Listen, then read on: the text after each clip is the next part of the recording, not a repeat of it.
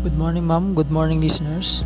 We are Group 6 and we're here to present to you the Australian literature. And at the end of this presentation, you're expected to learn some of the famous Australian literature. Appreciate the theme of the literary pieces, give the message of some of the Australian literature. Australian literature is the written or literary work produced in the area or by the people of the Commonwealth of Australia and its preceding colonies. During its early Western history, the Australia was a collection of British colonies. Therefore, its recognized literary tradition begins with and is linked to the broader tradition of English literature.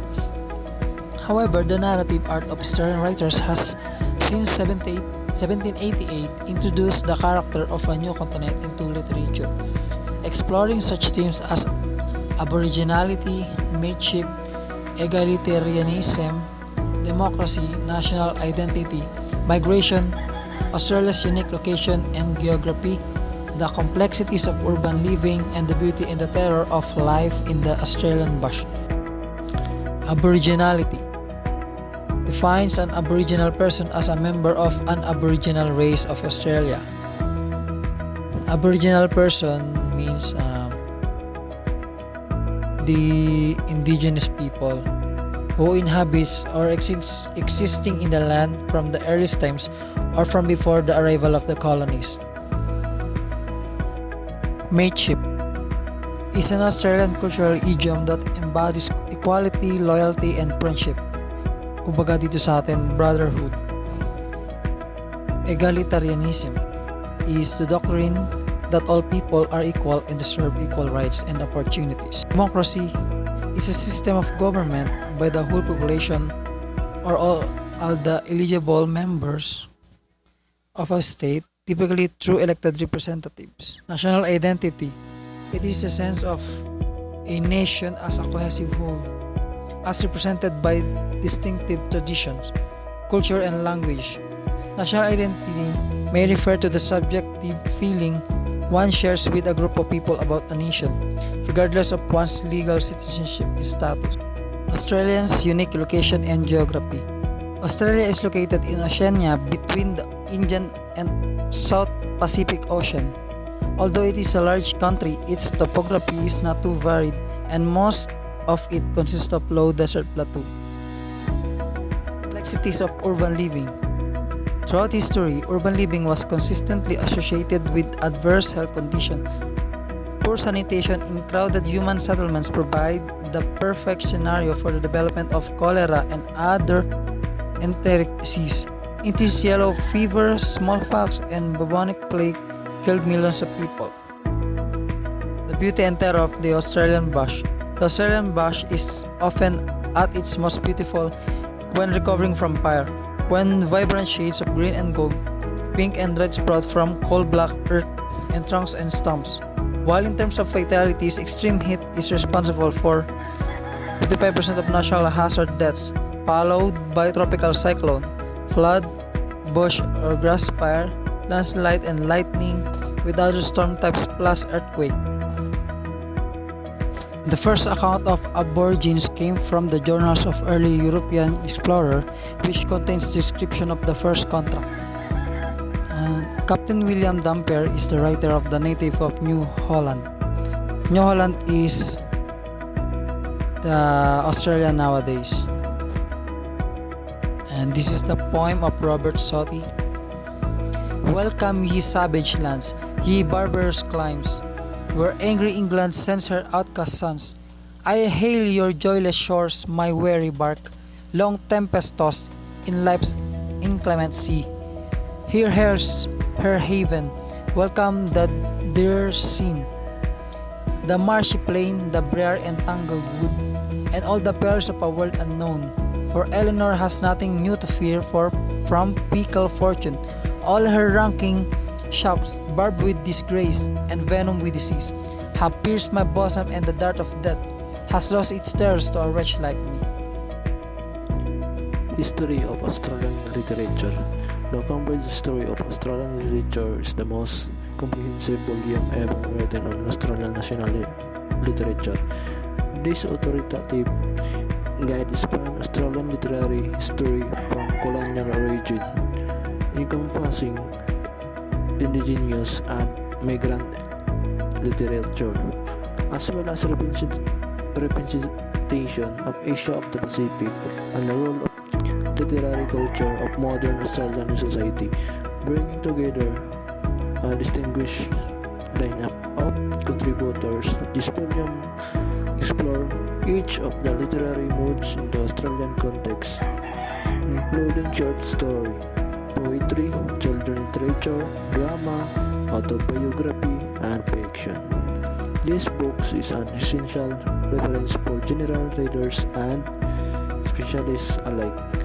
Peter Pearce is honorary research fellow and professor in the National Centre for Australian Studies at Monash University.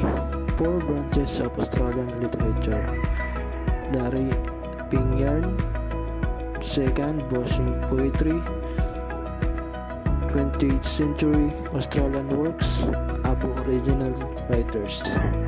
The Rapping Yarns, telling tales of daring fate in new unknown place, stories of nature's disasters, fight and exploration, heroes against snake, drought, wild horse, convict and clashes with Aborigine.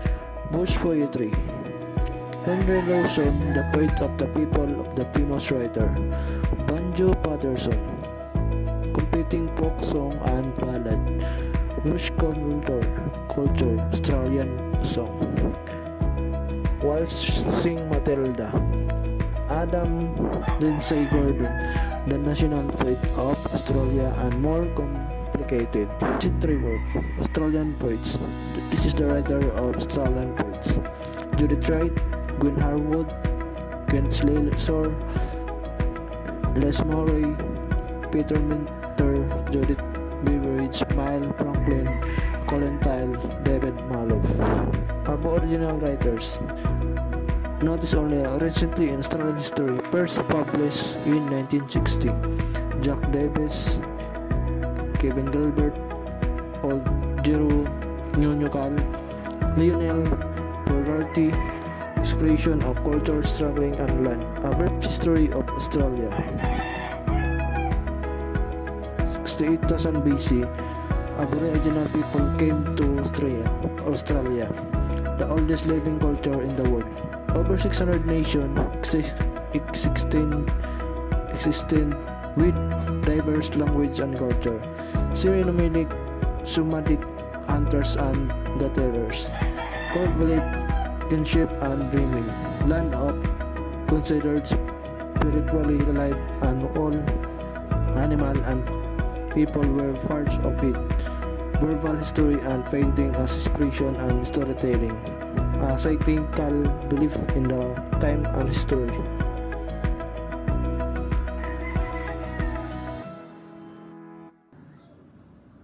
(1788), Captain James Cook set up a penal colony on Port Jackson, Botany Bay. This meant he transported the criminals called convict from London Roads Jail. Difficult and long boat journey, illness, food shortage. History of Australia, 1800 and 1900. NSW Parliament was set up. Free people beginning to immigrate to be miners and farmers. Gold rush in 1853. Beginning of multiculturalism and racism against the Chinese. Governor Burke declared that no one owned the land before British settlement. Terra nullius, Latin land belonging to no one. The Aboriginal population is equal to 1/4 of its size. History of Australia. World War I. Australia dragged into World War I by Britain. Young men went for adventure to the social pressure and found a grim reality. Thought reputation on battlefield, nicknamed the Digger because of the trenches. 20. The decadence and growth. First Australian cars, the Ford Alliance Qantas development. Culture spread ballet art as people toured from Europe. The Great Depression, 1929. Many lost their job and were evicted from home. People rarely had shoes, blankets, of enough food. Father left their families looking for a farming work. A communist party formed in Australia. Sydney Harbour Bridge opened. World War II. Australia in the war for financial reasons and ties with British troops in Papua New Guinea and the Pacific against the Japanese, saved by Pussy Woozy Angels. America saves Australia from invade ANZUS. The Harp in the South is a debut novel by Australian author Ruth Bart. Since it was the first published in 1948, this compassionate novel has become a favorite with generations of Australian readers. In 1949 was the stage adaptation. It was first presented at the Independence Theatre in Sydney, and the book was also adapted by British TV. The novel The Harp in the South, it tells the story of the Darcy family who lived in poverty in 1940s in Surrey Hills, an inner city slum suburb of Sydney. The main character are the mother Margaret, father Huggy, and siblings Rowie and Dolores. Together they experience the joys and pains of life as forgotten people forced to suffer it out on their own to make a good life for themselves.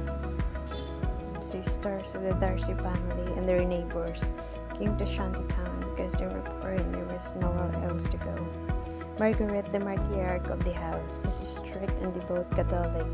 Her husband Haggy is an alcoholic who frequently drinks himself into a stupor with his best friend Patrick Diamond, despite the fact that Diamond is a Protestant. Together, Ruth and Huggy raised their two children, Rowie and Dolores. Tragedy just has been fallen and still haunts the Darcy family. There was a middle child named Thaddy who disappeared when he was 6 years old from the street of Surrey Hills and was never found again. The loss of the son and a brother affects all members of the family. The random tragedies and lack of justice that many poor Irish families experienced during this period in Australian history. Character is a sweet and helpful girl. She falls in love with the name Tommy, where she had an affair before it disappeared and never seen again.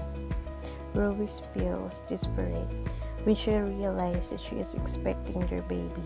She plans a risky abortion, which is illegal.